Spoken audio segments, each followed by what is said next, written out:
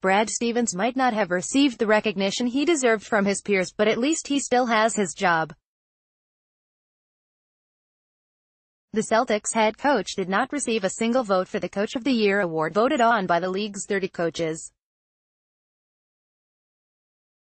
Stevens said that there was no one on the list that he would have voted for over himself, adding, "The guy that should have won got it." The guy that won, Dwayne Casey, was fired by the Toronto Raptors on Friday. Now, Casey and Stevens are finalists for another Coach of the Year prize, this one voted on by the media and announced at the league's award ceremony on June 25.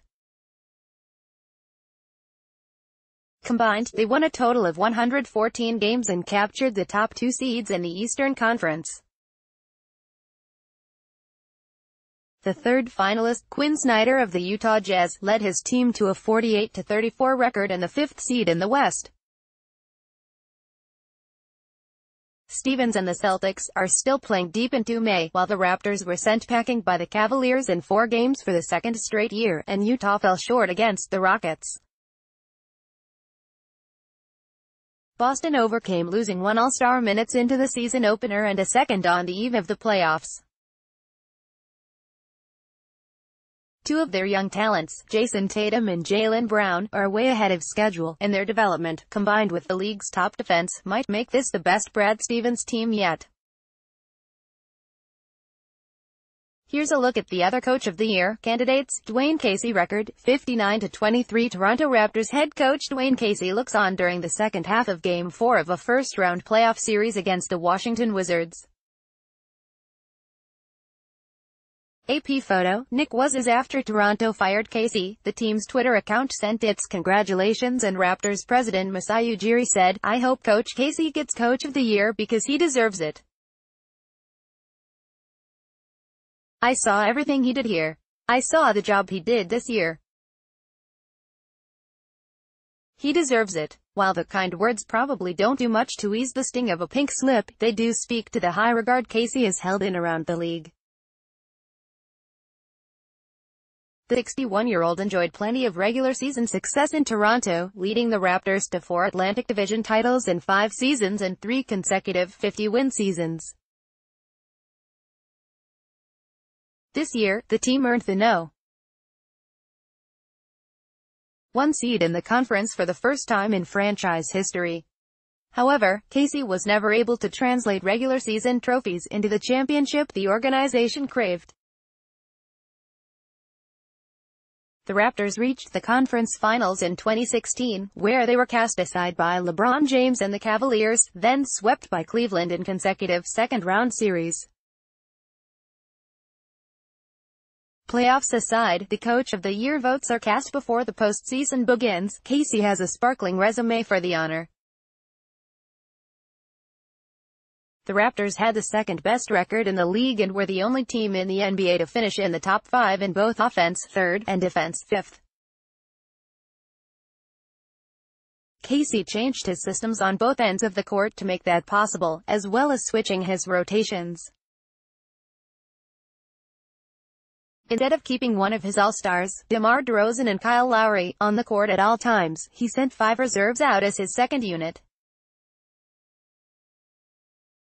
That lineup outscored its opponents by 17 points per 100 possessions in the regular season, per NBA.com. That allowed Casey to keep his stars fresh for the 4th quarter. The Raptors were the best team in the league in the final 12 minutes, outscoring their opponents by 8.3 points per 100 possessions. Quinn Snyder record, 48-34 head coach Quinn Snyder of the Utah Jazz looks on prior to their game against the Houston Rockets in Game 4 of the second round. Gene Sweeney Jr., Getty Images. After a 104-90 defeat to the Atlanta Hawks on January 22, the Utah Jazz were 19-28 and 5 games out of the last Western Conference playoff spot. Even the players were looking at the remaining schedule and saying, "Okay, there's no way we can make the playoffs." They made the playoffs. Quinn Snyder's Jazz went 29-6 to finish the regular season and claim the 5th seed in the West. The turnaround was spurred by Rudy Gobert's return from injury and Donovan Mitchell's lightning-quick learning curve. But Snyder was also a major part. His Coach of the Year nod came as no surprise to Kevin Durant, who told The Ringer, "Quinn Snyder is one of the best coaches I've seen since I've been in the league. He's incredible." Gobert and Mitchell are nominated for Defensive Player of the Year and Rookie of the Year respectively.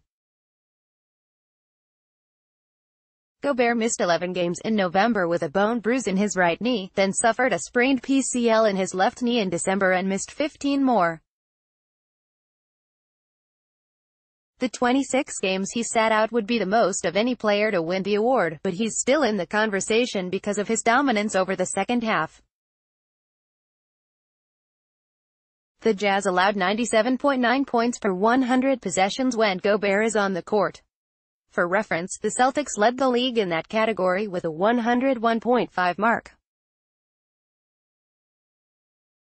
Mitchell, the 13th pick in the 2017 NBA draft, led the team and all rookies in scoring with 20.5 points per game. He added his name to a list of rookies, Wilt Chamberlain, Kareem Abdul-Jabbar, Larry Bird and David Robinson, who were the leading scorers on teams that won at least 48 games.